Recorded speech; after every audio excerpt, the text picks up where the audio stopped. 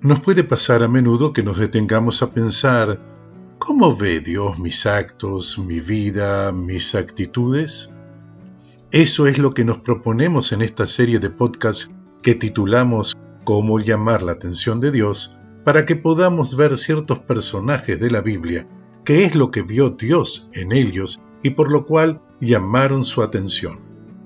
Estos personajes no tenían un destino previo por ser hijos de un noble o herederos. Ellos trascendieron por su sentido de justicia y fe, unos sin ser religiosos o educados en la religión, otros por permanecer firmes en ella aún con oposición. Y en cuanto a la pregunta anteriormente formulada, podemos decir que seguramente estos personajes, sus vidas y su testimonio nos servirán a nosotros de inspiración para provocar en Dios lo mismo que ellos. Bienvenidos a un nuevo podcast de La Palabra y Nosotros. Soy el pastor Marcos. Comenzaremos por Cornelio. En el libro de los Hechos, capítulo 10, versículos 3 al 6, nos cuenta: Había en Cesarea un hombre llamado Cornelio, centurión de la compañía llamada la Italiana, piadoso y temeroso de Dios con toda su casa, y que hacía muchas limosnas al pueblo y oraba a Dios siempre. Este vio claramente una visión, como a la hora 9 del día, que un ángel de Dios entraba donde él estaba y le decía: «Cornelio». Él, mirándole fijamente y atemorizado, dijo: «¿Qué es, Señor?». Y le dijo: «Tus oraciones y limosnas han subido para memoria delante de Dios. Envía pues ahora hombres a Jope y haz venir a Simón, el que tiene por sobrenombre Pedro. Este posa en casa de cierto Simón, curtidor, que tiene su casa junto al mar. Él te dirá lo que es necesario que hagas». Ido el ángel que hablaba con Cornelio, éste llamó a 2 de sus criados y a un devoto soldado de los que le asistían, a los cuales envió a Jope después de haberles contado todo. Cornelio es un ejemplo inspirador de cómo la fe y la acción pueden converger en un solo corazón. Como centurión romano, no solo era líder militar, sino también un hombre piadoso que temía a Dios. Su vida se caracterizaba por su dedicación a la oración y su generosidad hacia los necesitados. La visita del ángel fue un momento decisivo. El mensaje, «Tus oraciones y tus limosnas han subido para memoria delante de Dios», nos recuerda a los creyentes de hoy que nuestras oraciones no son solo palabras vacías. Cada palabra en oración, intercesión, cada acto de generosidad tiene un impacto que trasciende lo visible. Aunque nuestras ofrendas no suben físicamente, Dios las recibe y las toma en cuenta. ¿No es esa una buena noticia? Saber que lo que hacemos acá trasciende hasta lo alto. Aquí se le dice a Cornelio que tanto sus oraciones y sus limosnas, lo que hoy decimos ofrendas, han subido, y al decir delante de Dios, podemos decir al cielo, al trono. Por lo tanto, sabemos entonces que nuestras oraciones han de llegar al Altísimo, por lo cual no nos cansemos de hacerlas sabiendo esto, que en su momento oportuno recibiremos respuesta, y también es bueno saber que Él toma en cuenta nuestras ofrendas. La ofrenda, un tema controversial si los hay. No entraremos en esa discusión. Pero qué bueno es saber el destino final de lo que aportamos, sea en la iglesia para ayudar a sostenerla y también cuando damos a un necesitado o colaboramos en algún proyecto misionero. Cornelio no solo recibió una respuesta divina, sino que también fue el puente que conectó a los gentiles con el Evangelio.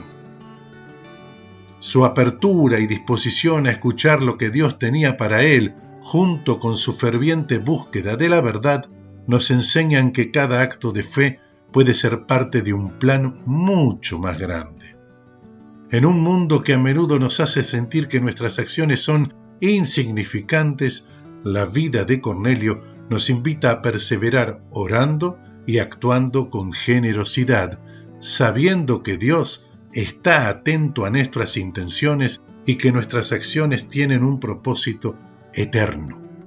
Su historia nos recuerda que todos, sin importar nuestro trasfondo o posición, podemos ser instrumentos en las manos de Dios, llevando luz y esperanza a aquellos que nos rodean. ¿Te gustaría tener una cita divina? ¿O bien saber cómo ve Dios tu vida? En Cornelio tenemos el ejemplo a seguir. Ahora puedes leer las cartas de Pablo en una versión personalizada y en lenguaje actual. Y muy pronto, las cartas de los apóstoles Juan, Santiago, Pedro, Judas. Esta versión es realizada por Elizabeth Fernández Volpe y ya están disponibles en Amazon.com. El link lo encontrarás en la descripción.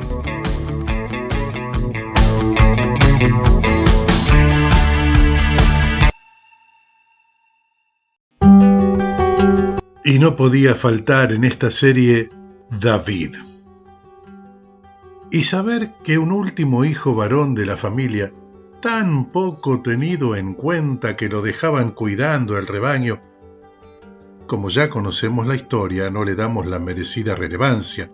Pasamos por alto algunos detalles. Sin embargo, tomemos un tiempo para reflexionar qué vio Dios en David para que él cambiara en cierto modo lo que podría haber sido el normal desarrollo de la historia.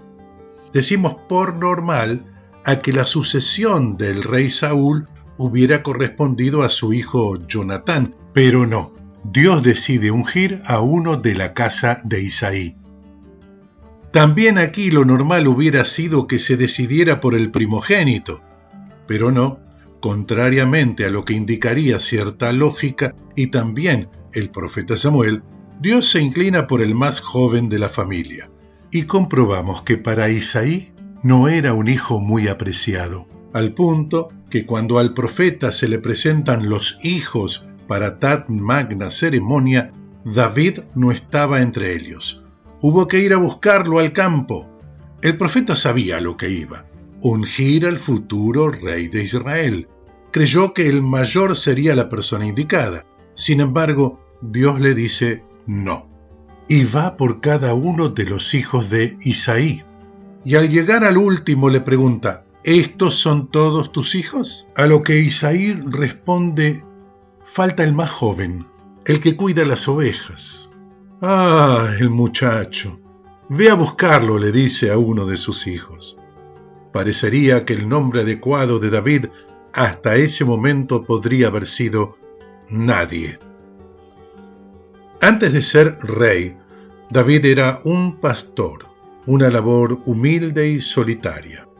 En este tiempo, desarrolló una fe profunda confiando en Dios en medio de los desafíos de proteger a las ovejas de leones y osos.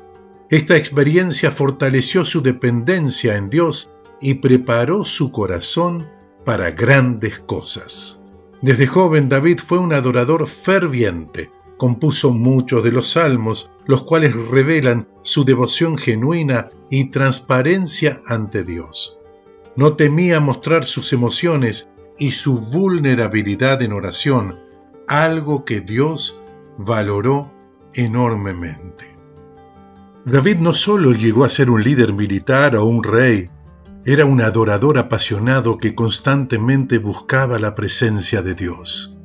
Su vida interior y sus expresiones de fe están plasmadas en muchos de los salmos, los cuales revelan una relación cercana, sincera y vulnerable con su Creador.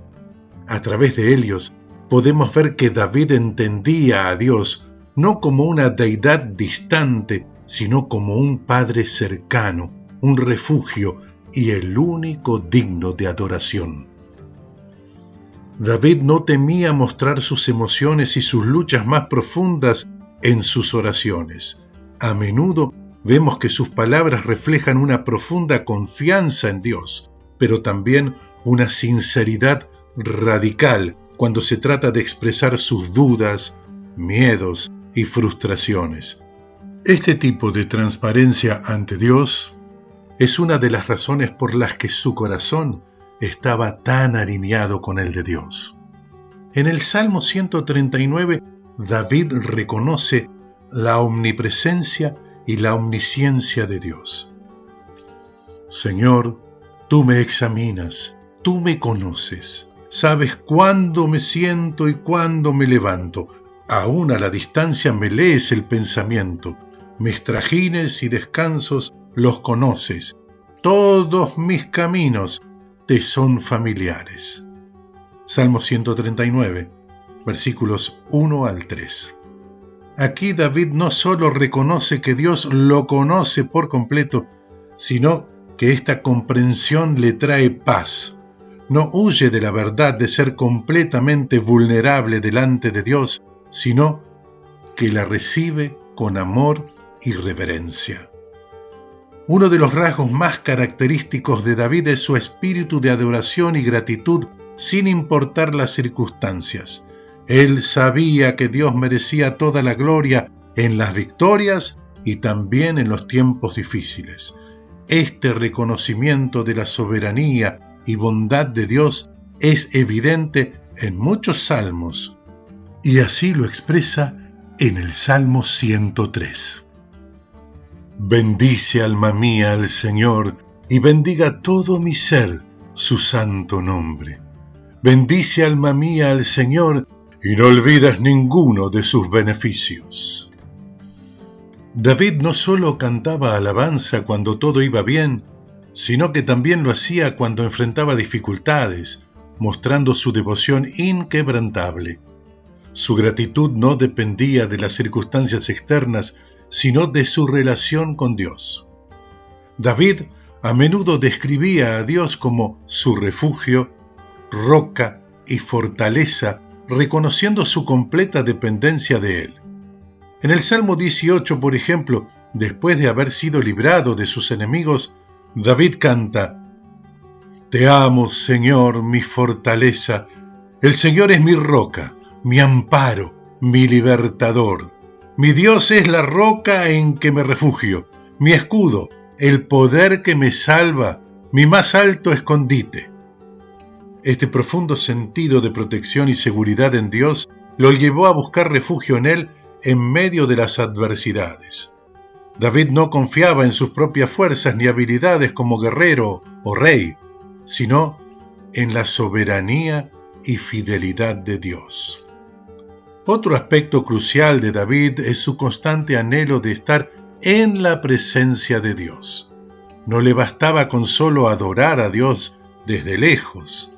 Él deseaba estar cerca de Él, vivir bajo su amparo.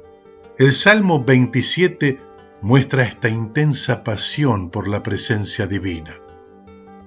Una cosa he pedido al Señor y eso buscaré, que habite yo en la casa del Señor todos los días de mi vida, para contemplar la hermosura del Señor y para meditar en su templo. Este deseo de estar en la casa de Dios, de contemplar su belleza, es lo que hacía que David se destacara como un hombre conforme al corazón de Dios. Para él, la mayor recompensa no era el trono de Israel, sino la cercanía con Dios. David también reconocía a Dios como el creador de todo lo que existe. En sus momentos como pastor, rodeado de la naturaleza, contemplaba las obras de Dios y las mencionaba en sus alabanzas, como en el Salmo 8. Señor, Señor nuestro, cuán glorioso es tu nombre en toda la tierra. Has puesto tu gloria sobre los cielos. Cuando contemplo tus cielos, obra de tus dedos, la luna y las estrellas que tú formaste, digo, ¿qué es el hombre para que tengas de él memoria, y el Hijo del hombre para que lo visites? David se maravillaba ante la grandeza de Dios al observar la creación, lo que lo llevaba a una postura de humildad y asombro. La adoración de David no solo consistía en canciones y alabanzas, sino también en un profundo arrepentimiento. Él entendía que su relación con Dios debía basarse en la honestidad y pureza de corazón. El Salmo 51, escrito después de su pecado con Betsabé, es un reflejo de su corazón quebrantado, pero adorador. Crea en mí, oh Dios, un corazón limpio y renueva un espíritu recto dentro de mí. Los sacrificios de Dios son el espíritu quebrantado. Al corazón contrito y humillado no despreciarás tú, oh Dios. A través de este salmo vemos que para David la verdadera adoración implicaba un corazón contrito y un espíritu dispuesto a ser restaurado por Dios. Este acto de arrepentimiento también era una forma de adorar a Dios, buscando siempre restaurar la comunión con Él. David llamó la atención de Dios no solo por ser un gran líder o un guerrero valiente, sino por su corazón de adorador. Un corazón que anhelaba la presencia de Dios, que se maravillaba ante su creación, que agradecía sus bendiciones en todo momento y que reconocía su propia necesidad de arrepentimiento. Su adoración no era superficial ni mecánica, sino una expresión genuina de su devoción a Dios, un reflejo de su deseo constante de vivir en comunión con su Creador. Este corazón de adoración es lo que al final hizo que Dios lo describiera como un hombre conforme a mi corazón. El celo de David por la gloria de Dios, uno de los momentos más emblemáticos fue cuando enfrentó a Goliat. No fue solo un acto de valentía, sino un celo por el honor de Dios. David no podía soportar que un enemigo del pueblo de Dios insultara a su Creador. Esta pasión por defender el nombre de Dios sin buscar su propio beneficio mostró un corazón alineado con el de Dios. Cuando David se ofreció para enfrentarse a Goliat, el rey Saúl, preocupado por la juventud e inexperiencia de David, intentó equiparlo con su propia armadura, una armadura pesada y propia de un guerrero experimentado.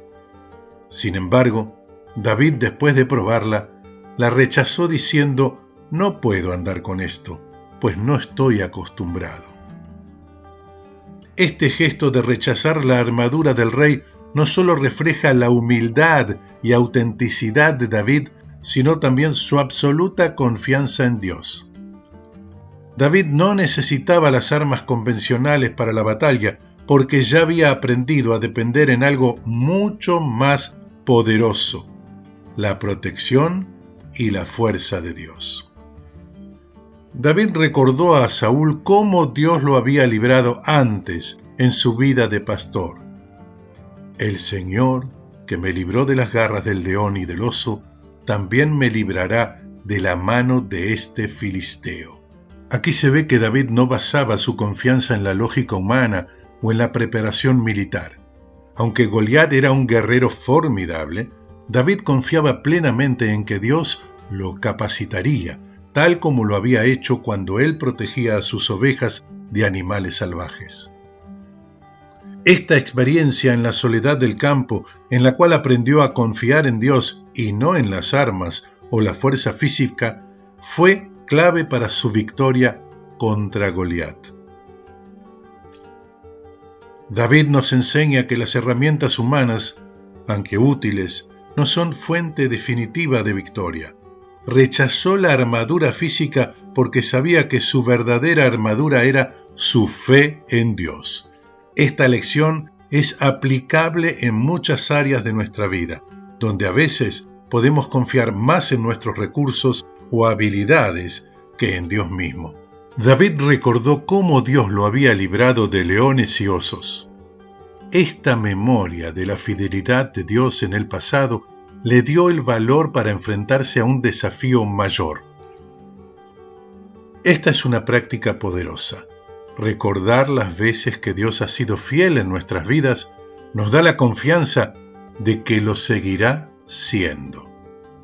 El poder de la identidad y autenticidad. David sabía quién era. Era un pastor, no un soldado, y no pretendió ser alguien que no era. Su identidad y autenticidad lo conectaron con Dios de una manera profunda. No se dejó intimidar por las expectativas de otros, ni intentó usar algo que no le pertenecía. En el corazón de este acto de rechazo de la armadura y la afirmación de su confianza en Dios, se revela lo que hace a David conforme al corazón de Dios. Una confianza absoluta en la providencia divina, una valentía que surge de la experiencia personal con Dios y una voluntad de dar la gloria a Dios por encima de todo. Aunque David cometió pecados graves, lo que lo diferenciaba era su disposición a arrepentirse sinceramente. Un ejemplo claro es su pecado con Betsabé y cómo cuando fue confrontado por el profeta Natán, David inmediatamente reconoció su falta y se arrepintió pidiendo misericordia a Dios en el Salmo 51. David fue probado en muchas áreas, tanto en su juventud como en su reinado, y en medio de todas las pruebas se mantuvo fiel en su confianza en Dios. A pesar de las persecuciones y dificultades, nunca dejó de creer que Dios estaba con él, lo que demostró un carácter que confiaba plenamente en la justicia y bondad divina. Gracias por escuchar y hasta la próxima. Si te ha gustado este podcast y crees que esta reflexión es buena para otros, dale like, eso ayuda a que YouTube lo recomiende. Y también puedes suscribirte y hacer clic en la campanita para recibir las notificaciones cuando subimos nuevo podcast. Déjanos tu email en los comentarios para enviarte un ebook gratis.